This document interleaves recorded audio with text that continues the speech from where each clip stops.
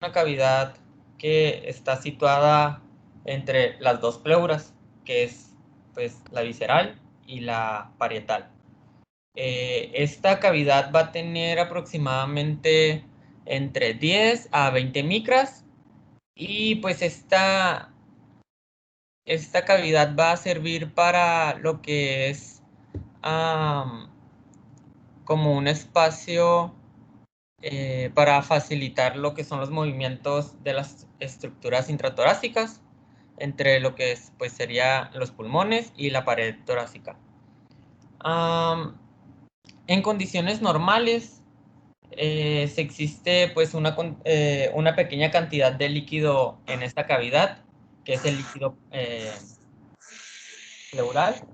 Y entre estas dos mucosas, la que es la parietal y la visceral, actúan como membrana semipermeable, pues de tal forma que la concentración de moléculas pues de tamaño pequeño van a ser similar en este líquido pleural como en el plasma, ¿no? Y pues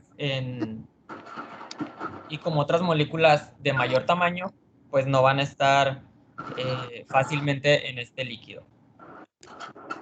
Como definición, pues tenemos que un derrame pleural es el resultado de la acumulación de fluidos en este espacio pleural. Con fluidos, pues podemos referirnos a que sea sangre, que sea agua, que sea, en caso de empiyema, que es pus, y pues puede ser causado por diferentes mecanismos, ¿no? Puede ser por algún incremento de la permeabilidad, puede ser aumento de la presión hidrostática, la disminución de la presión oncótica de la circulación microvascular, alguna obstrucción en los vasos linfáticos, puede ser también por algún movimiento de líquido del espacio peritoneal y pues alguna separación de las superficies pleurales, ¿no? Ok, el derrame pleural se va a clasificar en dos tipos, que es el trasudado y el exudado. Esta clasificación va a ser, ¿sí me escuchan bien? Sí. Ah, es que escuché un ruido extraño, perdón. Pues esta clasificación eh, es, es muy importante y nos va a ayudar a nosotros pues a facilitar como el diagnóstico para pues poder tener un diagnóstico apropiado y no tener como que llevar al paciente a algunas medidas pues mayores, ¿no? Un derrame pleural tipo trasudado usualmente va a ser bilateral y este va a ocurrir cuando el balance de las fuerzas hidrostáticas van a ser alteradas pues a favor de la acumulación del líquido pleural. Y en cambio, un derrame pleural, perdón, exudativo, este va a ser mayormente unilateral y se va a desarrollar cuando la superficie pleural o la permeabilidad capilar van a estar alteradas. Eh, en estas tablas que les coloqué aquí podemos ver las principales causas de lo que son los derrames pleurales del tipo trasudado y del exudado. Pues las más frecuentes son falla ventricular izquierda, cirrosis hepática pues sería en caso de adultos, o mayormente hipovolemia, diálisis peritoneal, y en el exudado pues puede ser maligno, derrame paraneumónico y tuberculosis. Ok, los factores predisponentes para esta patología, se dice que pues mayormente parte de los pacientes con derrame pleural estuvieron previamente sanos, o sea, no necesariamente vamos a ocupar que, bueno, no necesariamente se ocupa o se necesita que el paciente haya tenido alguna patología, probablemente pudo haber estado sano y padeció esta enfermedad. Pues sin embargo dicen que existen condiciones que van a llevar al desarrollo de esta patología, que serían los niños con tendencia a cuadros aspirativos, los niños con parálisis cerebral infantil, dismotilidad esofágica, alguna hipogamaglobulimia y enfermedades granulocitarias, entre otras más. Que sí es frecuente, ¿eh? Sí es frecuente que hagan derrame niños que es su primera neumonía o eran previamente sanos y que debuten como neumonía y puedan hacer derrame o incluso empiemas también. Entonces no tiene que ser un niño que tenga algún factor de riesgo. Claro, es más frecuente un niño que no es sano, que ya tiene antecedentes de alguna de estas patologías. Pero sí en niños sanos también se pueden presentar derrames o debutan como derrame pleural.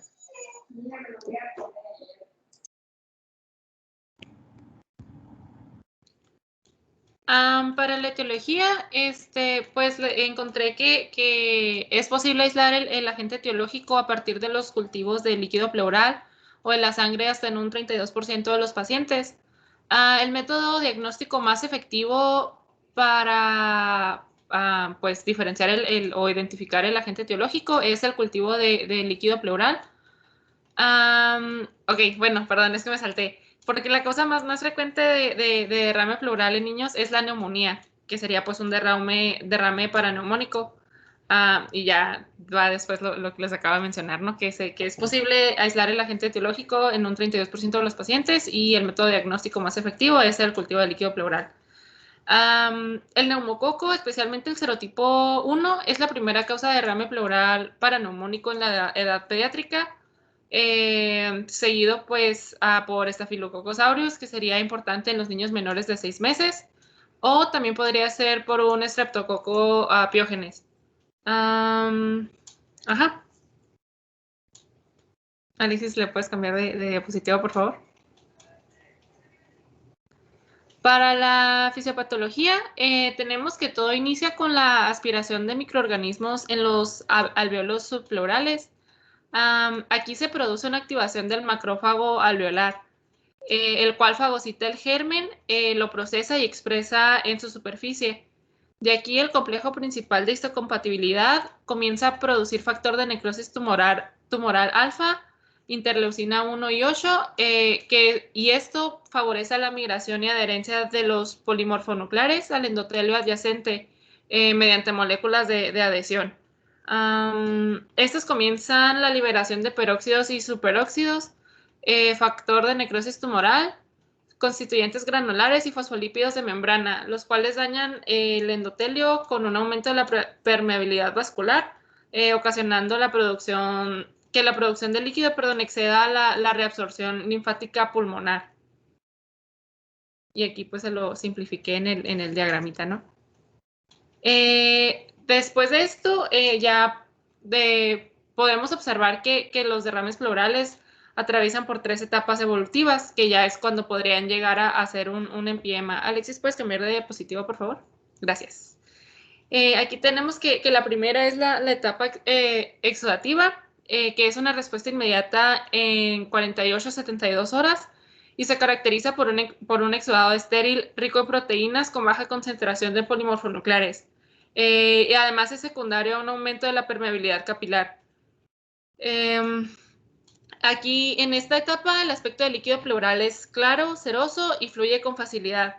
Después está la etapa fibrinopurulenta. Esta se caracteriza por una intensa inflamación pleural y proliferación bacteriana. Aquí se incrementa la acción de los polimorfonucleares con una mayor producción de factor de necrosis tumoral e interleucina 8. En esta etapa, el líquido pleural se vuelve ya un poquito como coagulable. Y la final, que sería la etapa de organización o empiema. En esta etapa, pues la fibrina y el colágeno convierten el líquido pleural en compartimentos, convirtiendo el líquido pleural en empiema. ya sería un coágulo purulento, o sea, como nos comentó Alexis al inicio, pues ya pues hay presencia como de pus. El problema, por ejemplo, de ahí que le pusiste el empiema, esos compartimentos es cuando el empiema como que se tabica, como que se hace en pequeños espacios. Y es más difícil de corregir o de drenar. Se hace ya más invasivo el manejo. Regularmente cuando es un derrame o un empiema que no esté tabicado, se puede hacer a veces con métodos menos invasivos, pero ya cuando está tabicado sí es necesario ser más invasivo ahí en la cirugía, ¿no? Para hacer ahí las lobectomías o lo que se ocupe, con lo que se ocupe corregir. Síguele. Ok. Para el cuadro clínico, este sería cuando la infección es por algún germen aerobio, que sería pues igual para en un derrame paraneumónico, ¿no? Pues es prácticamente el mismo cuadro que un paciente con neumonía bacteriana sin derrame. El paciente pues presenta fiebre, taquipnea, dolor torácico, expectoración y leucocitosis. Si la cantidad de líquido acumulada es muy importante, pueden aparecer disnea de esfuerzo o de reposo y los signos, y el paciente puede llegar a presentar signos de dificultad respiratoria.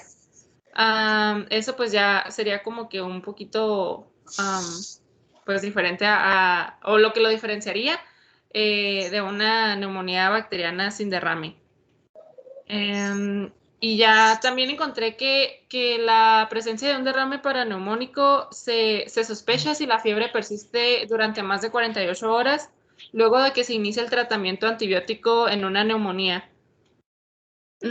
Y ya, pues ya una vez que se establece el diagnóstico de derrame paraneumónico, pues ya se tiene que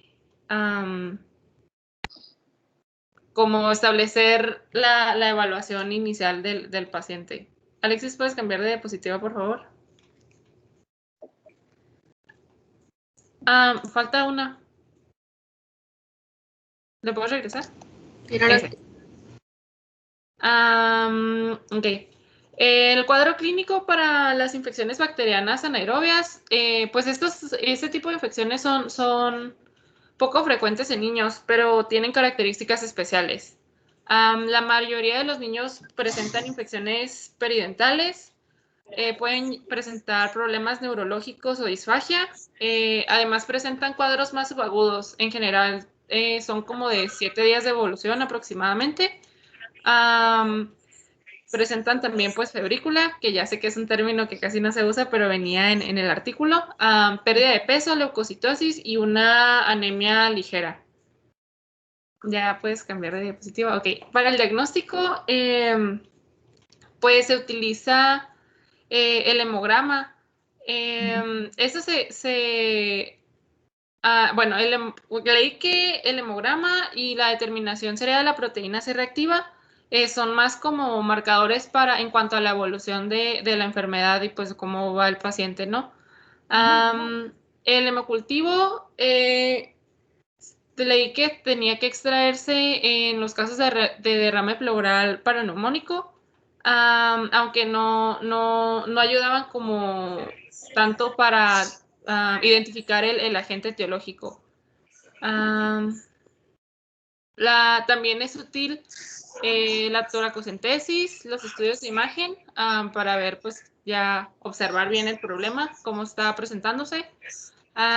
Y las pruebas para detección de antígeno polisacárido capsular de Streptococcus pneumoniae. También podría realizarse una prueba de tuberculina si se sospecha pues de tuberculosis. Y ya la toracocentesis, ahorita pues mi compañero Alexis la va a explicar. Esta nos ayuda a identificar pues el agente etiológico y también a distinguir entre un derrame complicado y no complicado. Bueno, pues la técnica de la toracocentesis pues se va a utilizar ya como para extraer el líquido que se encuentra en la cavidad pleural. Esta técnica normalmente pues antes de empezarla a realizar, se coloca lo que es pues anestesia y sedación. Pues Bien importantes. y monitorizando siempre el oxígeno pues del paciente. Y normalmente pues se dice que la zona de punción es entre el quinto y el séptimo espacio intercostal. La profundidad de la perforación que vamos a realizar va a ser dependiendo del grosor del líquido que tengamos, ¿no?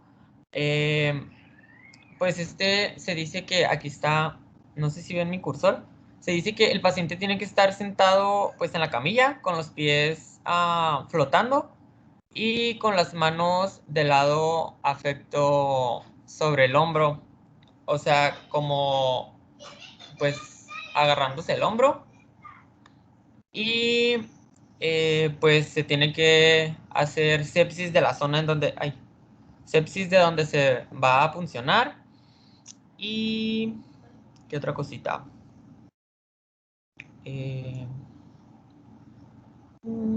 Creo que sería como lo más relevante. No sé si la doctora tenga algún comentario. Está bien, está bien descrita la técnica. Al ratito voy a ver si... Ahí tengo un video, quiero ver si se los puedo poner nada más para que lo vean rápido, de la técnica de la toracocentesis, pero ya que termine. Ok, perfecto.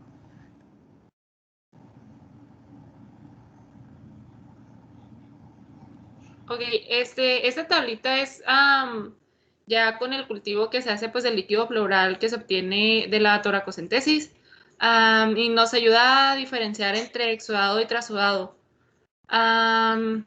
Aquí pues la mayor diferencia pues es que el exudado tiene pues un presencia de proteínas elevadas en el líquido. Además también la LDH es algo muy relevante. En la siguiente tablita se los explico un poquito más. Se encuentra elevada igual en los exudados. La medición, ok, leí que el pH tenía que medirse solo si el aspecto del líquido pleural era, si no era muy purulento, o sea, si era purulento, pues ya no se medía el pH. Bueno, eso fue lo que entendí en la lectura. También la medición de la glucosa se utiliza cuando hay dudas de la calidad de la medida del pH. Y los pacientes que presentan un pH que es menor a 7, tienen más riesgo de desarrollar un empiema y tabicaciones, que es pues como la manera más complicada, como nos estaba comentando la doctora. Y en los casos en los que el pH se encuentra entre 7 y 7.2, se debe establecer un tratamiento más conservador y repetir luego la toracocentesis. Entonces, si se fija nada más ahí, se tiene que hacer hacer la punción, la toracocentesis y mandarla a estudiar, pero también se tienen que tomar pruebas sanguíneas. ¿Por qué? Porque si se fijan, el segundo punto tienes que dividir las proteínas pleurales, o sea, lo que te salga ahí de la toracocentesis, sobre las proteínas séricas. Entonces ahí ya haces una división. Si es mayor de 0.5, pues varía en el primer cuadrito de exudados. Si es menor de 0.5, igual o menor, pues ya sería trasudado. Y el otro sería la LDH, por ejemplo, la pleural que te reporten contra la sérica, igual o mayor a 0.6 o menor a 0.6. Entonces, de nada nos sirve nada más hacer la toracocentesis si no hacemos los controles sanguíneos para poder hacer ahí los cocientes, ¿no? Las divisiones. ¿Sí? Y esa tablita la quiero en su cuadernito, esa la van a usar en todas partes, se las van a pedir en cirugía, medicina interna, pediatría, entonces ahí la pueden tener a la mano. Sí, Alejandro. Ok, en esta tabla se muestran las características bioquímicas de los derrames paraneumónicos. Esto sería para clasificarlo en simple o complicado, o pues ya si es un empiema. Se observa pues que los pacientes con un derrame paraneumónico complicado tienden a tener un valor más bajo de pH, o sea, es por 0.1, ¿no? Pero pues igual está pues más disminuido. También también se encuentran los niveles de glucosa pues muy por debajo de lo que es como en un derrame pleural simple. Y se observa también una mayor actividad de LDH. Esto encontré que era por la actividad metabólica local de las células inflamatorias y las bacterias. El pH es el parámetro que tiene una mayor precisión diagnóstica. Leí que pues prácticamente se podía utilizar como el único parámetro, pero para esto pues es necesario que la muestra de líquido pleural se obtenga y se transporte en condiciones adecuadas, que es pues lo de la toracocentesis que nos estuvo explicando un poquito Alexis. Sí, el empiema pues obviamente desde que picas y empiezas a sacar, a eso hasta es medio difícil porque se te puede tapar la aguja o algo, ¿no? Porque ahora sí que es pura pus, no es líquido, es más, hay semilíquido. Pero ya al momento de verlo purulento, pues lo que vas a sospechar es el empiema. Entonces, más que nada es como para comprobarlo, pero la sospecha pues existe desde que le haces ya la punción y ves las características del líquido, ¿no? Síguele.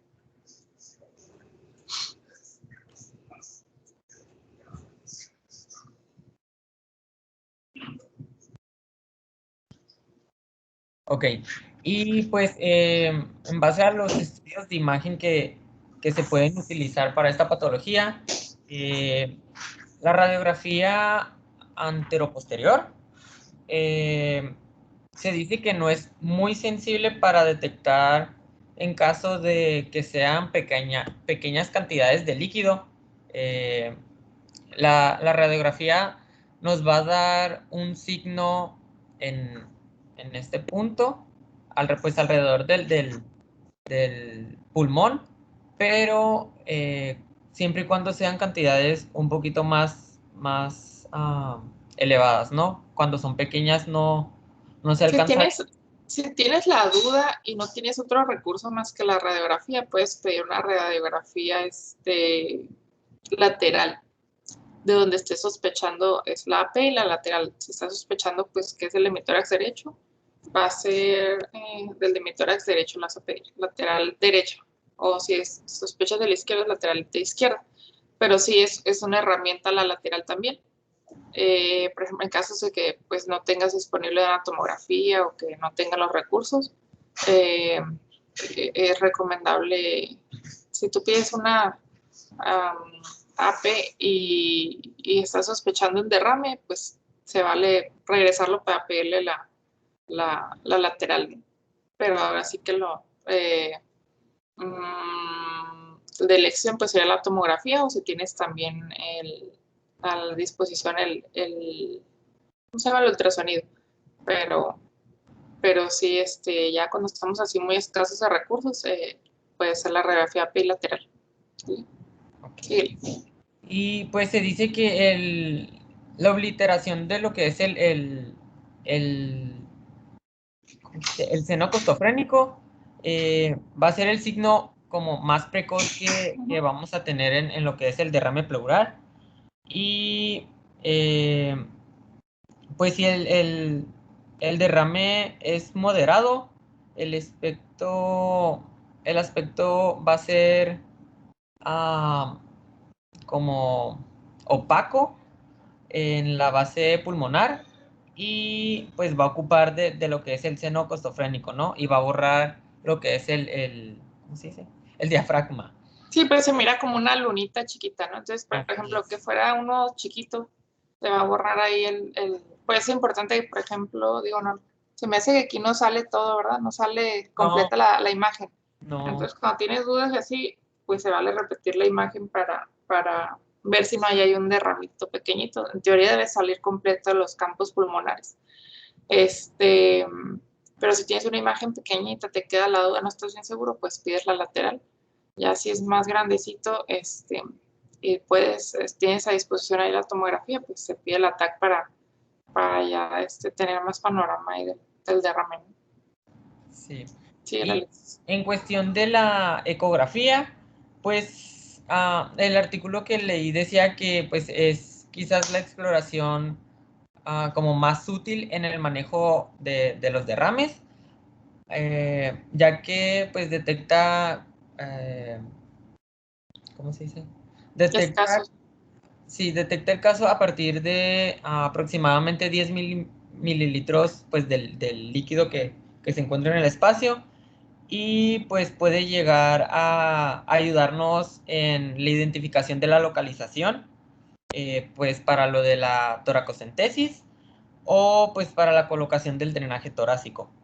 Sí, a veces cuando son tan pequeñitos, preferimos la punción la hace el radiólogo. Claro que, por ejemplo, en pediatría, aunque sean niños grandes, de todos modos no se dejan por el piquete, el dolor, la punción. Entonces, la mayoría de las veces ocupamos ahí apoyo de anestesio para la sedación, que no se mueva el niño y todo, pero sí, ellos son los que nos hacen el favor de hacer a veces la punción guiada por ultrasonido, por tomografía, por ultrasonido, como tú dices, desde derrames pequeñitos, ya él los detecta y ya ellos se pueden guiar para funcionarlo. Sí, también con la ecografía nos va a ayudar a ver si son tabicaciones, como lo que nos había comentado la doctora, y también diferenciar si es líquido pleural o es una pleuritis, que la pleura esté inflamada o engrosada, ¿no? En cuestión de la tomografía, pues esta es eficaz en cuestión de mostrarnos pues, las anomalías del parénquima, y pues en la radiografía no siempre nos va a mostrar todo el parénquima pulmonar, ¿no? Entonces este estudio nos va a ayudar a presenciar lo que son pocos visibles en la radiografía, y pues particularmente esta va a ser útil en diferenciar lo que es el empiema con algún absceso pulmonar. Y pues vamos a pasar a lo que es el tratamiento.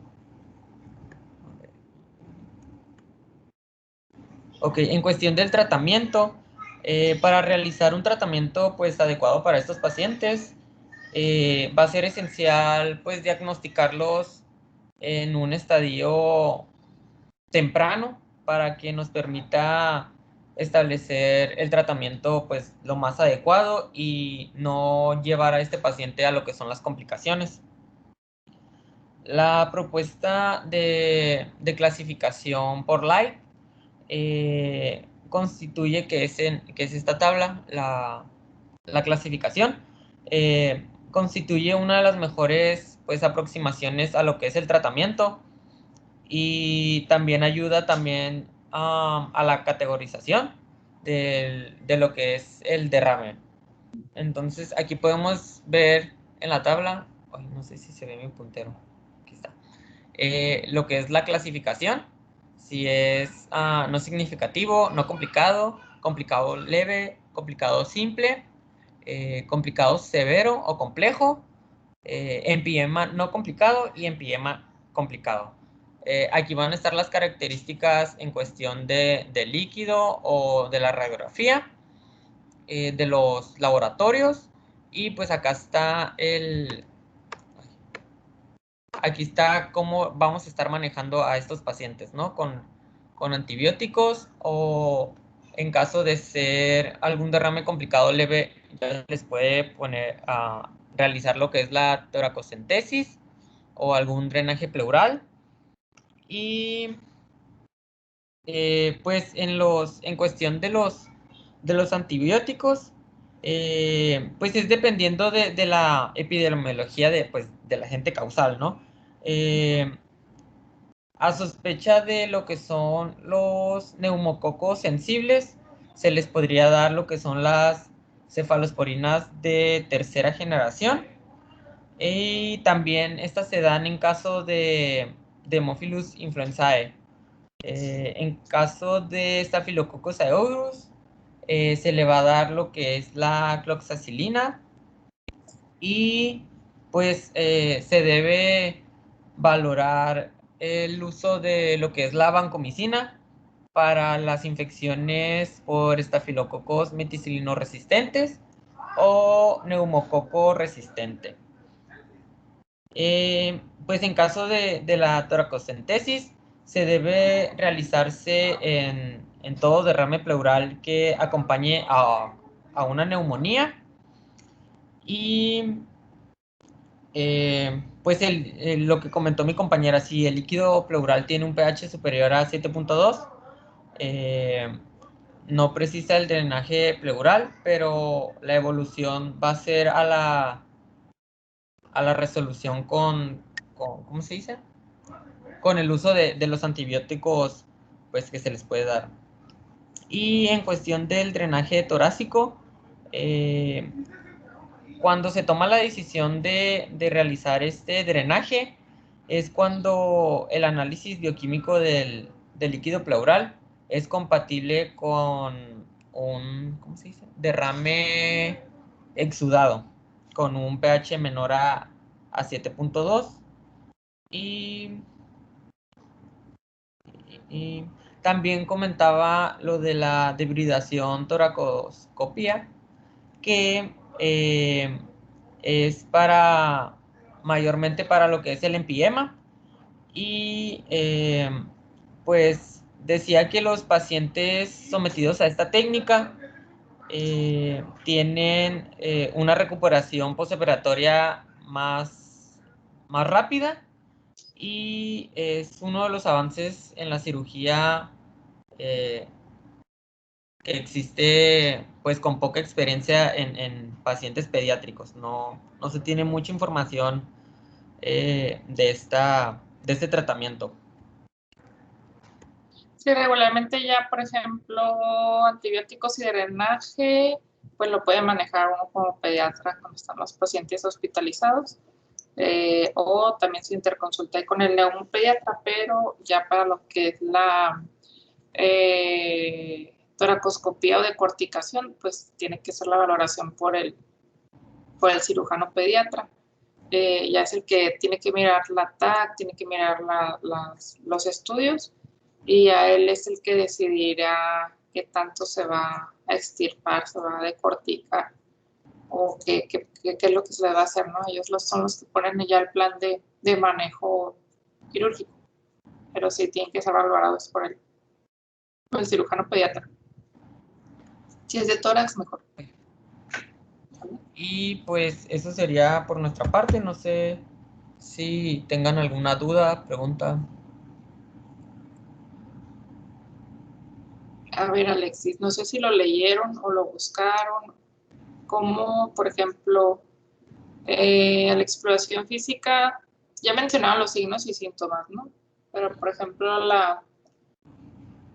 la auscultación, a la percusión, ¿cómo hace sospechar que hay un derrame? Ok. Decía que a la percusión va a ser un sonido mate, va a haber una matidez en lo que es la percusión. Y también mencionaba que al estar pues frente al niño, puede ver que haya frémito, o que haya disminución de los ruidos respiratorios del lado que esté afectado. ¿Y qué otra cosita? Básicamente eso, ¿no? Sí, entonces, digo, a veces puede ser un derrame tan pequeñito que no vas a auscultar nada diferente, ni disminución o ausencia de los ruidos del murmullo vesicular, porque puede ser muy pequeño. Pero ya cuando es moderado o considerado, pues sí, ya ahora sí que deberían por la explosión física de sospecharlo, o darse cuenta o sospecharlo, ¿no? Cuando vas por ejemplo, un paciente que haya tenido antecedentes de neumonía o de infección de vías respiratorias, ¿cuándo vas a sospecharlo? creo que lo pusieron al inicio del cuadro clínico. Cuando dices, ese niño puede tener un derrame. Creo que al principio. Bueno, no estaba escrito, pero era después de 48 horas que el paciente no empezara a responder al tratamiento con antibióticos. Así es, porque en teoría 48 a 72 horas debería iniciar mejoría, ¿no? Con el antibiótico. Entonces, ¿por qué vas en un niño que iniciaste por sospecha, por diagnóstico de neumonía? Entonces, ¿por qué vas a sospechar un derrame? Porque son de las principales complicaciones. Entonces, no quiere decir que pueda traer otra cosa o que a lo mejor no trae derrame, pero a lo mejor sea un patógeno ahí resistente y el antibiótico que le diste no funciona. Entonces, podrían ser otros factores, pero uno de los principales es que se esté complicando y que sea un derrame pleural. Okay. Dicen que duele mucho, cuando traes un derrame es un dolor pleurítico molesto, pero pues en un niño que no habla o que apenas dice unas cuantas palabras, pues a veces no se saben expresar y en ellos es el llanto o que se mantienen en una misma posición porque al momento de respirar o de moverse les duele. Entonces son niños que sí no están activos como normalmente son o están muy irritables. Okay. ¿Alguna duda, chicos? ¿Alguna pregunta? Yo, doctora, por ejemplo, si llegara un niño que no tiene fiebre, que no tiene signos de infección, y no tengo estudios de imagen, ¿lo podría confundir con un neumotórax? No. No. No, porque un neumotórax... Voy a sentir pulmonar cuando percuta. Hay unos neumotórax que pueden ser asintomáticos, depende del porcentaje del neumotórax que tengan, pero la mayoría de los neumotórax espontáneos, por ejemplo los niños, sí están muy polipnéicos, tienen mucha dificultad para respirar y es un cuadro muy agudo. Y pues no van a tener fiebre o no van a tener a lo mejor un antecedente de infección respiratoria. Es un cuadro muy súbito y empiezan con mucha dificultad o polipnea. Sí, es un neumotórax considerable. Te digo porque a veces hemos visto, o nos llegan, por ejemplo, niños de traumatismos, de policontundidos, y los revisa uno, están bien, pero por protocolo pues le tienes que hacer radiografía de tórax, de pelvis, de abdomen, y te das cuenta que tiene un neumotórax ahí pequeñito del 10%, que regularmente, mientras no sean mayores del 20%, se pueden manejar con altos flujos de oxígeno. Los estamos vigilando, les ponemos oxígeno, los vigilamos, y más o menos a las 8 horas se le toma tu radiografía a ver si va expandiendo. Si va aumentando, pues ya lo más probable es que vaya a ocupar ponerle su sello pleural, pero si va respondiendo, se mantienen con oxígeno y a veces sí responden hasta que ya expanden al 100%, pero son en neumotórax pequeñitos. Pero un neumotórax espontáneo regularmente pues es espontáneo, súbito y va a ser muy sintomático. Entonces no habría forma de que te confundieras. Okay.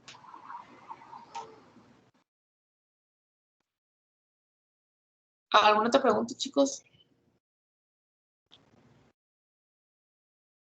No, doctora. Dudas, preguntas. Aquí, ¿qué es lo importante? Pues el concepto.